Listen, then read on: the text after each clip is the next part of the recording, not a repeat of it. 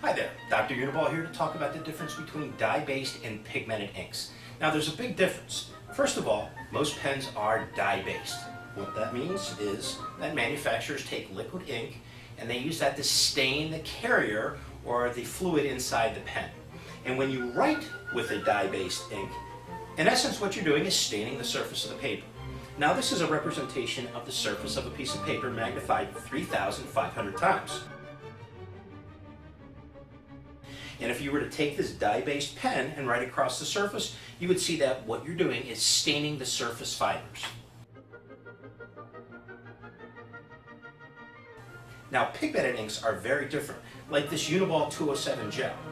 Pigment is dried flecks of paint, like I have in this jar here, that float around in the gel.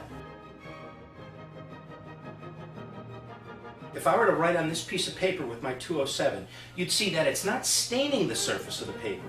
In fact, what it's doing is it's permanently embedding these dried flecks of pigment into the surface of the paper.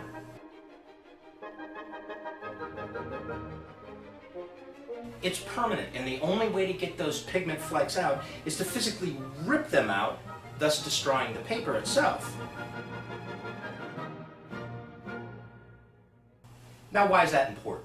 Well, it's important for two reasons. First of all, much more light reflects back off of pigmented ink than it does off dye-based ink. In fact, if you look at a jar of pigmented ink versus dye-based ink, you can see that the pigmented ink is much more vibrant, much brighter than the dye-based ink. And you're going to see that on paper as well.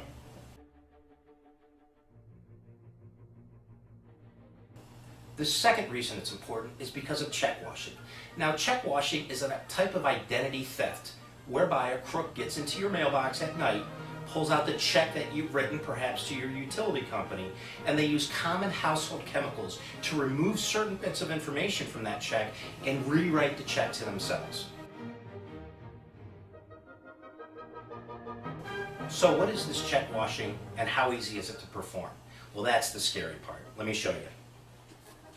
Okay, I'm going to zoom the camera in just as close as it can get so you can clearly see what's going on.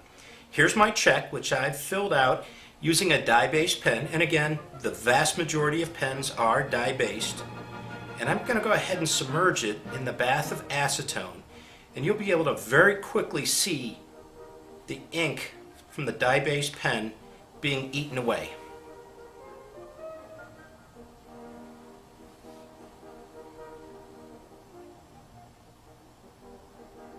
Now it's been in there for about 20 seconds and at least half the ink is gone. Okay, it's been less than 5 minutes. I'm going to go ahead and take it out early to show you that what I have now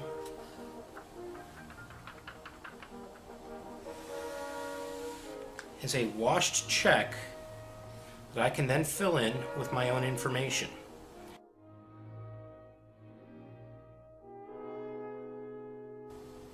Now we're going to run the same experiment. This time I'm going to fill out the majority of the check using my dye-based pen. Make it out to my utility company.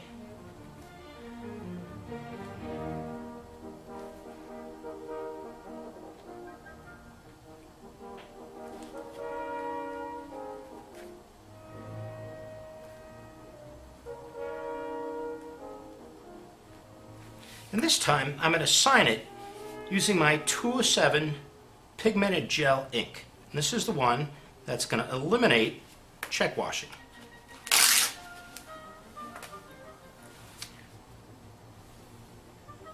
Just like before, I'm going to go ahead and stick the check in, and you'll see the dye-based ink almost immediately coming off.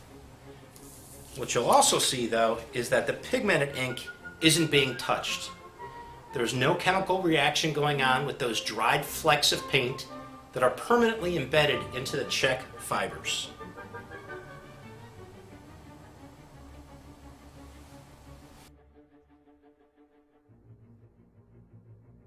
Okay, it's been less than 5 minutes, and I have a check that, for all intents and purposes, is a blank but signed check. Now, I'm going to go ahead and pull this out, let it dry. It's going to dry very quickly. That's one of the properties of acetone. It dries incredibly quickly. And because it dries so quickly, it doesn't damage the paper in any way. And you can see that where I wrote with a dye-based pen, the acetone has eaten that dye away. But where I wrote with the 207 gel pigmented pen, those pigments are still firmly embedded into the paper fibers of the check.